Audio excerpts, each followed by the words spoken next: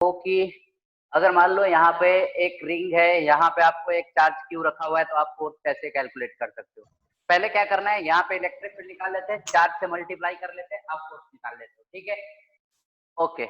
लेकिन इस बार क्या किया हुआ है, रिंग है, रिंग पे चार्ज है कैपिटल क्यू, एक रॉड है एल लेंथ का, और इस पे चार्ज दिया हुआ है लैम्डा कूलम पर मीटर, ठीक है। तो इस रॉड के कारण, सॉरी, इस रिंग के कारण रॉड पे कितना फोर्स लगेगा, ये कैलकुलेशन करना है आपको। यहाँ पे रॉड पे चार्ज है लैम्डा कूलम पर मीटर, और रिंग पे चार्ज है कैपिटल क्यू, रेडियस आर है। आपको बताना है कि force on rod by ring, integration करना पड़ेगा। यहां से एक छोटा सा एलिमेंट ले लेना, ठीक है, डीक्यू निकाल लो यहाँ का। फिर जैसे इस पर्टिकुलर पॉइंट पे इलेक्ट्रिक फील्ड निकालते हैं, वैसे आप पॉइंट चार्ज के लिए निकाल लो, फिर इंटीग्रेशन कर दो, आंसर आएगा। एक बार ट्राई करके देखना, नोट कर लो क्वेश्चन।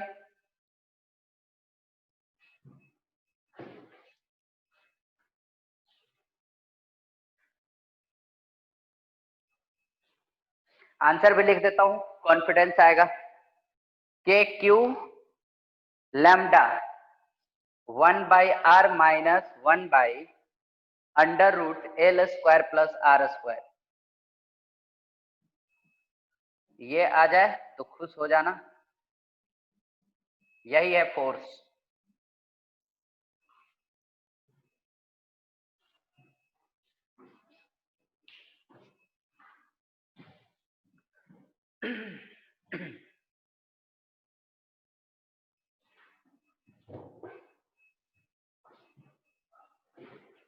आपने देख लिया, चार्ज अगर कांस्टेंट हो तब कैसे इलेक्ट्रिक फील्ड निकालते हैं, चार्ज वेरिएबल हो तब कैसे निकालते हैं।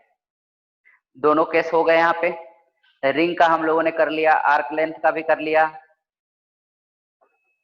अब आते हैं डिस्क पे।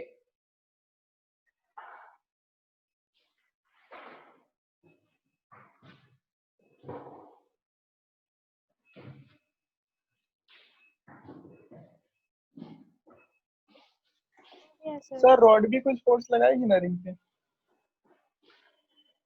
फोर्स ऑन रॉड बाय, वो लगेगा। देखो, दो चार्ज होते हैं, एक दूसरा पे जितना फोर्स लगाता है दूसरा भी उतना ही फोर्स लगाता है ना। हाँ। तो फोर्स आपको किसी पे भी निकाल लो, force on rod by ring निकाल लो या force on ring by rod निकाल लो, बात एक ही है। कैलकुलेशन करना आप, आंसर भी मैंने लिख ही दिया था। अब आप बताओ, डिस्क के कारण, एक डिस्क है, डिस्क का एक्सिस पे एक्स डिस्टेंस दूर कितना होगा इलेक्ट्रिक फील्ड, रेडियस इसका आर है, ट्राई करो सब। कैपिटल क्यू चार्ज है यहाँ पे, चाहे एक काम करता हूं मैं, हाँ कैपिटल क्यू ही रखते हैं, कैपिटल क्यू चार्ज। यहाँ पे डिस्क है, तो डिस्क ये भरा हुआ है पूरा, ये पूरा भरा हुआ है, ऐसे है डिस्क।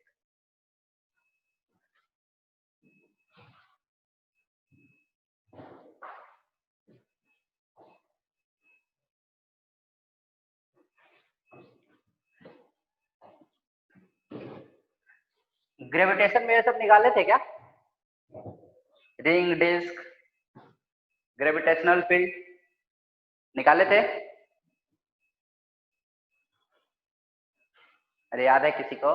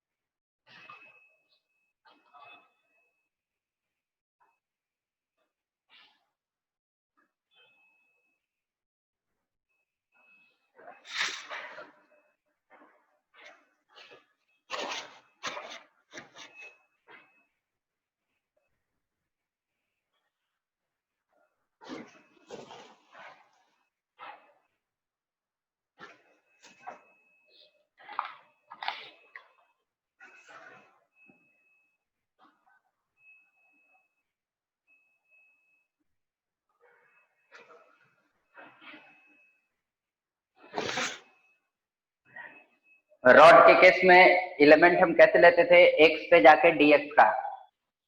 रिंग के केस में क्या लिया था, अल्फा पे जाके डी अल्फा का एक एलिमेंट ले लिया था, जिसमें थिकनेस ऑफ एलिमेंट होता था आर डी अल्फा। पर डिस्क में कैसे लेते हैं, आर पे जाके डी आर थिकनेस का एक रिंग सेलेक्ट करना है।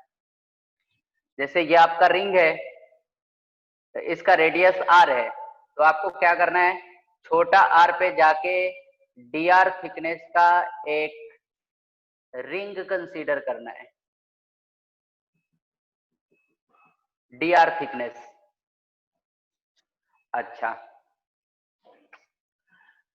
टोटल चार्ज डिस्क का कैपिटल क्यू है, टोटल चार्ज डिस्क का कैपिटल क्यू है, तो इस रिंग पे कितना चार्ज होगा। अब हम देख रहे हैं कि जो चार्ज है वो एरिया में डिस्ट्रीब्यूटेड है, पूरे डिस्क के एरिया में चार्ज डिस्ट्रीब्यूटेड है। तो इस थिकनेस में कितना चार्ज है वो कैसे कैलकुलेशन होता है, सिग्मा से। देखो सिग्मा इज इक्वल टू क्या लिखते हैं, total charge divided by area, area of this disc is pi r square, तो ये हो गया सिग्मा।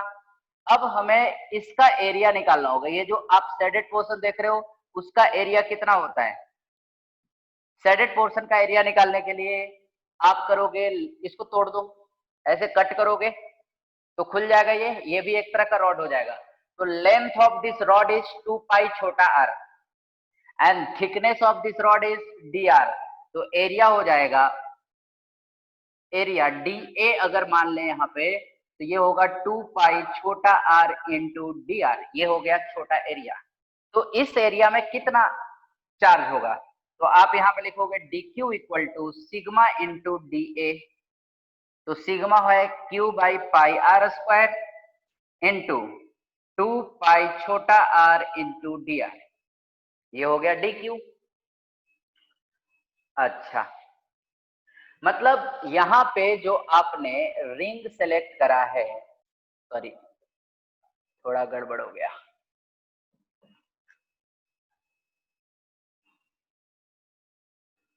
ये रेडियस है छोटा आर और इसका थिकनेस आपने लिया है डी आर, पीछे वाला आपको दिखाई नहीं दे रहा है, ये है डी आर। तो रिंग के कारण एक्सिस पे इलेक्ट्रिक फील्ड तो हम जानते ही है ना, ये रिंग ही आपने सेलेक्ट करा है, रिंग के कारण एक्सिस पे इलेक्ट्रिक फील्ड उसको आप डीई मान लो, वो होता है के q x divided by x square plus r square का पावर 3/2। तो यहाँ पे क्यू के जगह पे आप डी क्यू लिखोगे, के क्यू एक्स, एक्स तो एक्स ही है यहाँ पे, के D Q x divided by x square plus छोटा आर स्क्वायर, जो आप रिंग सेलेक्ट कर रहे हो उसका रेडियस है छोटा आर, तो छोटा आर का स्क्वायर का पावर 3/2, ये हो गया डीई। अब ये डी क्यू के जगह पे ये रख लेते हैं, तो के इंटू क्यू, अच्छा पाई से पाई कट, तो यहाँ पे आ जाएगा 2q छोटा r by capital R square into d r into x divided by x square plus r square का पावर 3/2। अच्छा, वेरिएबल क्या क्या है इसमें, x तो कांस्टेंट है, ये परपेंडिकुलर डिस्टेंस है, ये कांस्टेंट रहेगा, छोटा r चेंज कर रहा है कहां से कहां तक, 0 से लेकर के कैपिटल R तक, बाकी सब इसमें कांस्टेंट। तो जो कांस्टेंट है उसे हम इंटीग्रेशन के बाहर ला सकते हैं, 0 से लेकर के कैपिटल R तक आपको इंटीग्रेट करना है, तो बाहर क्या क्या आएगा, 2k³ by r square into x, ये सब बाहर। अच्छा, अंदर में क्या रहेगा, r divided by x square plus r square का पावर 3/2 इंटू डी आर, ये है 0 से लेकर के कैपिटल आर तक इंटीग्रेशन। अब यहाँ पे इंटीग्रेशन कैसे करें हम, तो हम कुछ मानेंगे, इसको मान लेते, आर के जगह पे मैं मान लेता हूं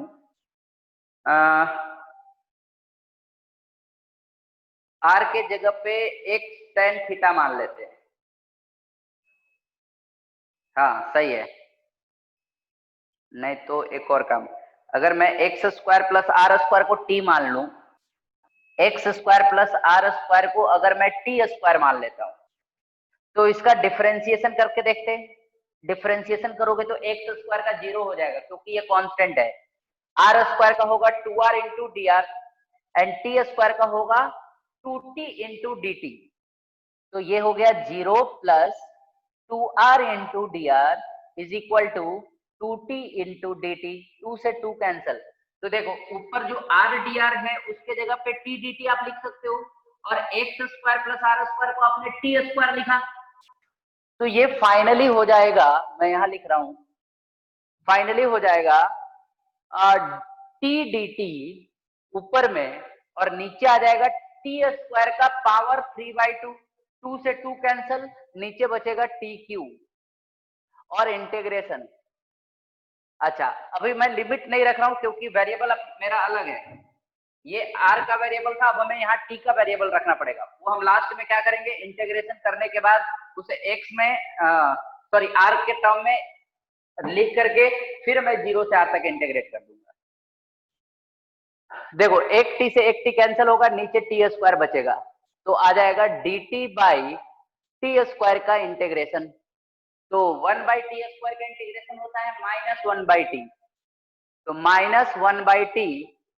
अच्छा अब t के जगह पे क्या रख लेना है, ये देखो अंडर रूट में -1/t का वैल्यू होगा √x² प्लस छोटा r स्क्वायर, और लिमिट इस बार रख लो 0 से लेकर के कैपिटल R तक। अच्छा जब माइनस साइन होता है तो पहले लोअर लिमिट रखना है r के जगह पे, फिर अपर लिमिट रखना है r के जगह पे। तो देखो ये आ जाएगा 1/, लोअर रखेंगे तो ये 0 हो जाएगा, तो आपका आंसर आएगा 1/x minus 1/√x² plus r square. ये हुआ। अच्छा इसके साथ में मल्टीप्लीकेशन ये वाला टर्म हो रहा था, तो यहाँ पे आप चाहो तो लिख सकते हो। आप लोग क्या करना है, ये टर्म को साथ में ही लेके आना, इधर इधर आ जाएगा 2kqx/r²। यहाँ पे भी लिख लेना ये वाला टर्म, यहाँ पे भी आ जाएगा 2kqx/r²। यहाँ पे भी आ जाएगा, इधर लिख लेता हूँ 2kqx/r², और इधर भी लिख लेता हूँ 2kqx/r²। अच्छा अब x का मल्टीप्लीकेशन इधर करते हैं, तो बाहर सर में रहेगा, हाँ 2kq/r², 1 माइनस कॉस थीटा। हाँ 1 माइनस एक्स को अंदर लेके जाते x/√x² प्लस r²। ठीक है ना। अच्छा हाँ ठीक है, cos थीटा भी चलेगा। cos थीटा इसलिए क्योंकि ये एंगल को आप r ले रहे हो, ये x है, तो x by this cos theta ही हो जाएगा। मतलब यहाँ पे जो कोण एंगल बनाएगा वो थीटा है। वो आप, मैंने यहाँ पे थीटा के बारे में कुछ बताया नहीं ना आपको, इसलिए आपको यही रखना है ई नेट। इसी में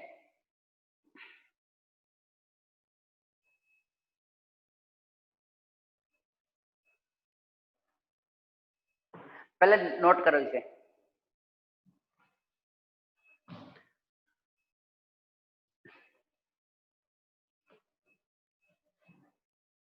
ये वाला टर्म यहाँ पे भी लिखना है, यहाँ मैंने नहीं लिखा है।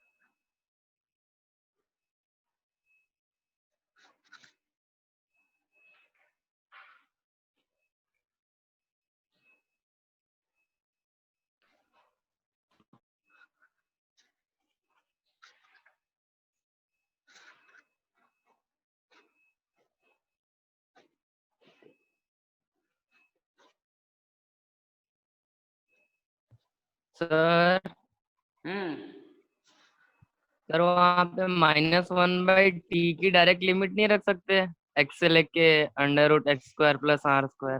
लिख सकते हो। मैं क्या बोला कि अभी मैंने लिमिट डिसाइड नहीं करा ना यहाँ पे। देखो जैसे अभी तक हम r का लिमिट लेके चल रहे थे ना, यहाँ पे यस फिर हमें सर। t का लिमिट रखना पड़ेगा। तो जब आप r का वैल्यू 0 रखो, तो 0 रखोगे तो x आएगा t का वैल्यू, है ना। तो लोअर हाँ लिमिट सर। यहाँ पे कितना आ जाएगा x, x अपर लिमिट कितना रहेगा √x² x² + + r²। हाँ वो आप रख सकते हो, कोई दिक्कत नहीं है।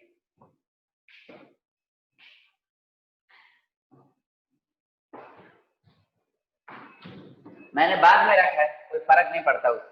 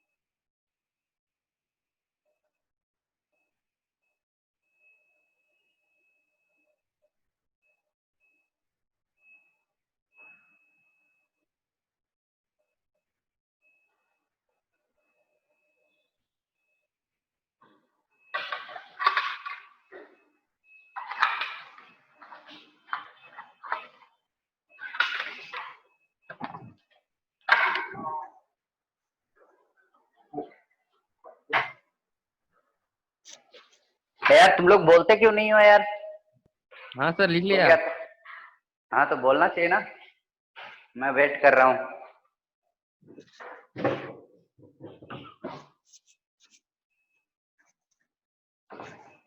अब देखो 2kq/r², k को आप लिख लो 1/4πε0। 2kq/r², इधर है 1 - x/x² + r²। ये इलेक्ट्रिक फील्ड। k को लिख लो 1/4πε0 इंटू q/r², 1 - x/x² + r²। अच्छा q/πr², q/πr² को आप सिग्मा लिख सकते हो। यहाँ 2 2 जा 4 हो गया, तो σ/2ε0, इधर वही आ रहा है ना, σ/2ε0, और अंदर में आ रहा है 1 - x/√x² + r²।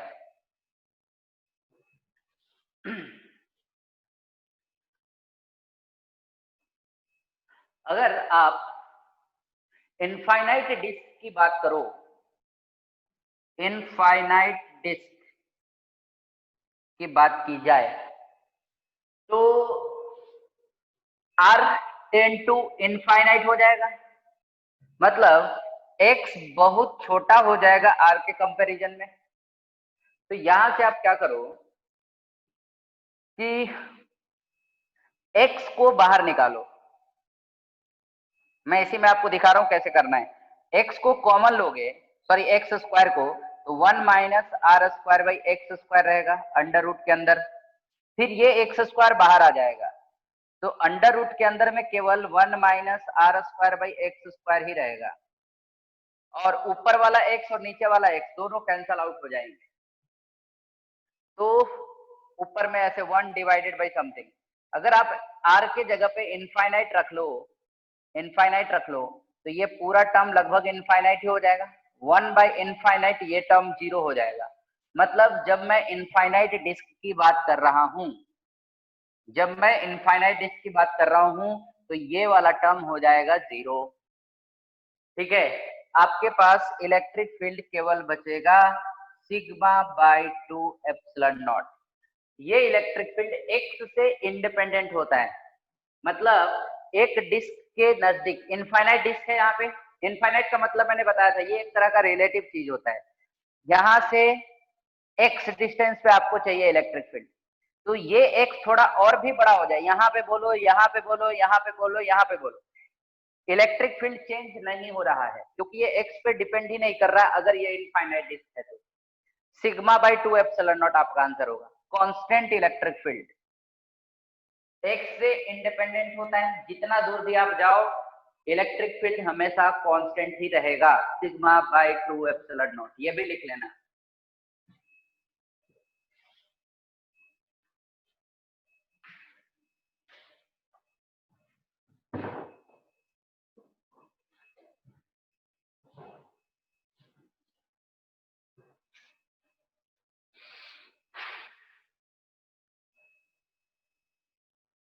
Independent from x,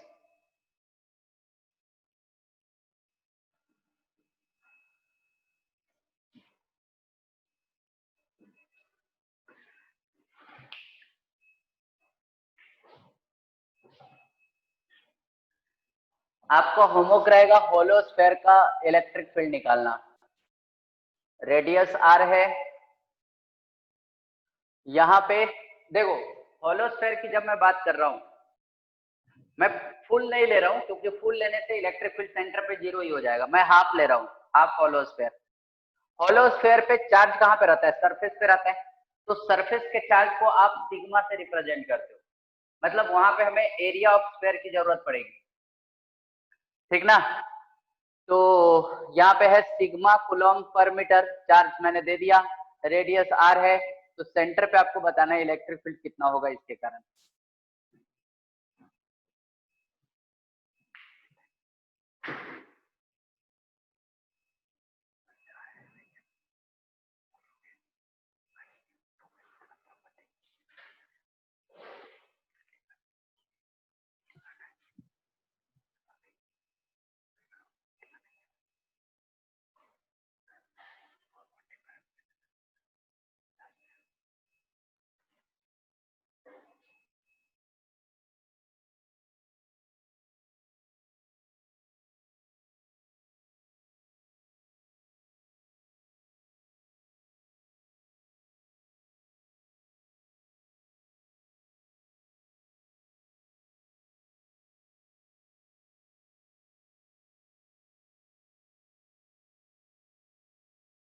sir आप म्यूट हो।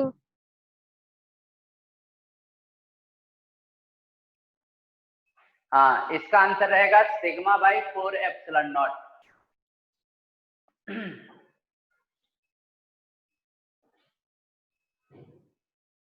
रेडियस को इनफाइनाइट सपोज करोगे तो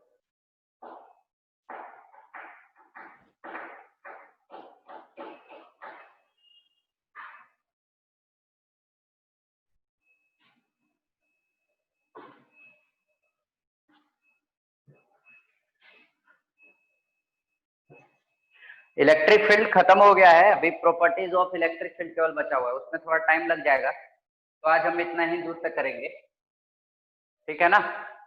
तो ये नोट कर लो, हो गया नोट। कंप्लीट हो गया क्या?